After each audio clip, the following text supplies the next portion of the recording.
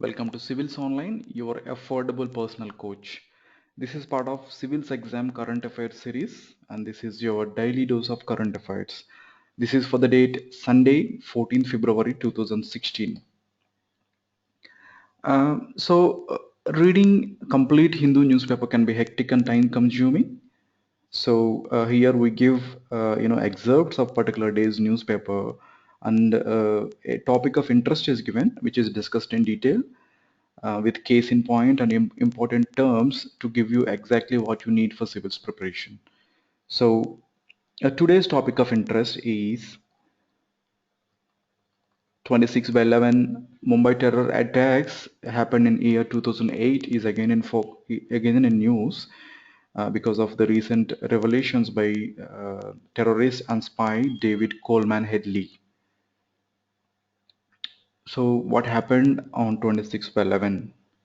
So 10 members of terror group Lashkar-e-Taiba carried out a series of 12 coordinated shooting and bombing attacks across various locations in Mumbai, particularly the crowded areas. The attacks drew international condemnation and lasted for 3 days, killing 164 people and wounding at least 308. And India's national security guards have to conduct an operation called Black Tornado to flush out the remaining attackers from Taj Hotel, and one terrorist named Azmal Kasab caught alive, and he was hanged later in 2012 after completion of the court trial. So who is this David Coleman Headley? He was born as Dawood Sayed Gilani. Later he changed his name. He is an American terrorist of Pakistani origin and a spy who conspired with Lashkar-e-Taiba in plotting 2008 Mumbai attacks. Under the direction of Lashkar chiefs, Headley performed many spying missions to Mumbai and to select places as the targets for terror attacks. In the following year, he performed a similar mission in Copenhagen to help plan an attack against a Danish newspaper which has published cartoons of Muhammad. He was arrested at Chicago airport while on his way to Pakistan in October 2009. As part of these recent revelations, India is able to support its cause against Pakistan. US authorities gave Indian investigators direct access to Headley, but some in India have questioned why US had not shared any suspicions about him with Indian authorities before the Mumbai attacks even. So even there are questions raised how he was able to travel to and fro from Mumbai to USA and to Pakistan without any suspicion. David recently was prosecuted by a Mumbai Special Court in early February 2016 via a video link from his prison cell in USA, and revelations of which are adding more fuel to India's allegations against Pakistan. So this is about the news item. We have to know the background of this issue. It's what is the case in point. What India tries to do here as part of this investigation. Pakistan itself is breeding terrorists to attack India, to destabilize it, and to create terror among its citizens. It's a kind of proxy war. But Pakistan claims otherwise, and it says it has no control or involvement over terrorist activity on its soil against India. Pakistan just pays lip service to India's demands that it should not support any terrorist activity from its own soil, or it should not perpetrate terror groups in India for its own motives. So this is the background, but India always wanted to prove this point to Pakistan and to international community as well. In different terror cases, India collects strong evidences, and it will put it before the Pakistan and international community to prove it otherwise. Why India can't do anything else? We may get this question. So why only India just investigate these cases? What else India is doing? So India uses all diplomatic and political avenues to pressurize Pakistan to act. The relations between India and Pakistan are even marked by these series of engagements and disengagements. Apart from this, India also pressurizes Pakistan in international avenues like United Nations, etc. So okay, that's fine. So India investigates these cases, and also India pressurizes Pakistan in different international avenues. So we may get this doubt.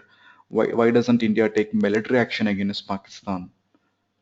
So terrorist activity is different from an actual war.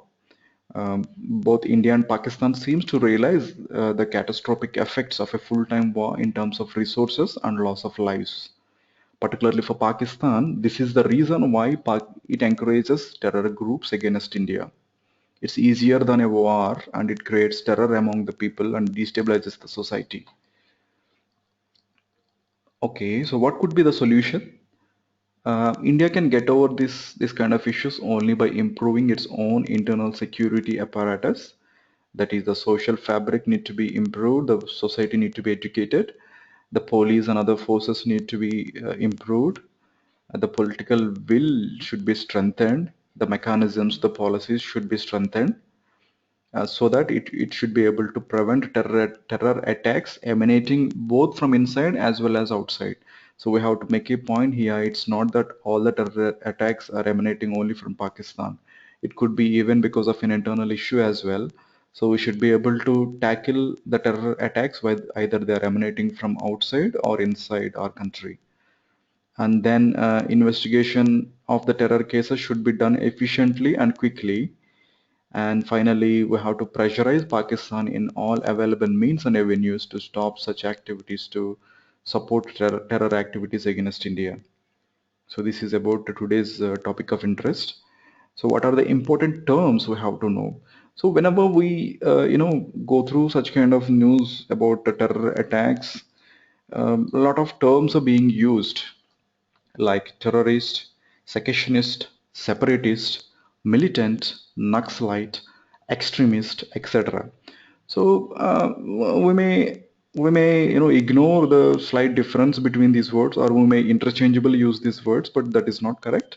There is a slight difference between each word, and these are used only for that particular purpose by newspapers or some other official sources. So let's go to the definition of these terms. So what is terrorist? A person who uses terrorism in pursuit of political aims. So he or she try to terrorize people in the pursuit of their political aims.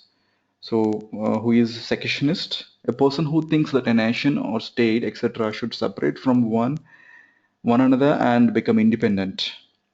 Who is a separatist? Separatist may look very much similar to secessionist, but we will see the minute difference between the two terms. Separatist is a person who supports the separation of a particular group of people from a larger body on the basis of ethnicity, religion, gender, etc. So separatist and secessionist both want separation, but the secessionist talks about some kind of political entity like a country, state, etc. Separatist may generally talk about groups of people, etc. And who is a militant? He's the one favoring confrontational or violent methods in support of a political or social cause. So violence is used. Who is an extremist? He is a person who holds extreme political or religious views, especially one who advocates illegal, violent, or other extreme action. And then who is an Naxalite or a Maoist? He is a member of any of the communist guerrilla groups in India, mostly associated with Communist Party of India, Maoist. The term Naxal derives from the name of the village Naxalbari in West Bengal, where the movement had its origin. So Naxalites are considered far-left radical communists in India who is supportive of Maoist political sentiment and ideology. Lashkar-e-Taiba. It is one of the largest and most active terrorist organizations in South Asia, operating mainly from Pakistan. The group operates several training camps in Pakistan-administered Kashmir, and its stated objective is to introduce Islamic State in South Asia and to liberate Muslims residing in Indian Kashmir. So you can see how critical. So Lashkar-e-Taiba has been accused by India of attacking its military and civilian targets, most notably the 2001 Indian Parliament attack and 2008 Mumbai attacks. The organization is banned as a terrorist organization by India, USA, UK, European Union, Russia, and Australia. Though formally banned even in Pakistan later, the general view of India and some other international experts is that Pakistan's intelligence agency ISI continues to give Lashkar-e-Taiba Help and Protection. So what is ISI? It's Inter Services Intelligence, is a intelligence service of Pakistan which is responsible for providing critical national security and intelligence assessment to government of Pakistan. What is National Security Guard, NSG? It is a special forces unit under the Ministry of Home Affairs. It was raised in 1984 for combating terrorist activities with a view to protect states against internal disturbances. So this topic is called security and security forces of India and their mandate under terrorism. These are important topics for mains general studies paper 3 and also for prelims and in general as well. So this topic is descriptively covered in our online prelims and mains courses and in mains course in particular. Other news items of importance. Uh, 2 soldiers and 5 militants killed in an encounter in Kupwara, northeastern state Assam in poll mode. Youths from UP formed Al-Qaeda in India's nucleus. Reserve Bank can't drop God and inflation, says its Governor Raghuram Rajan. Coming to international sphere, the important news items are Pope and Russian Patriarch embrace in Cuba, hold historic meeting. India calls USNY and protests F-16 Falcon fighter aircraft to Pakistan. Indian ambassador to Tajikistan passes away. 6 UN peacekeepers among 9 killed in Mali terror attack. Pakistani president urged his nation to refrain from celebrating Valentine's Day as it has no place in Islam. Russia warns of new Cold War because of continuing Ukraine crisis. Political crisis in making in Venezuela, opposition to oust the president. Yemen sees extreme violence and unacceptable suffering in recent times. So this is about today's daily dose of current affairs. You can also attend free online Civils Foundation course, that is February 2016 batch. Class timings are Monday to Friday, evenings 7 p.m. to 8 p.m. The classes are completely online. So all you need is a computer with good internet connection. So you can just log on to these classes and go through the sessions, live sessions, and you can get cleared of your doubts and get clarified in the concepts. To the information on how to log into these online sessions, what are the login details, etc. You can visit the link www.civilsonline2016.blogspot.in, or you can also contact us for any queries and questions. Here are our contact details. And also please subscribe to this YouTube channel Civils Online for civils preparation current affairs videos. You can search by typing as Civils Online in YouTube, or else you can just click on the link given here. So this is Civils Online.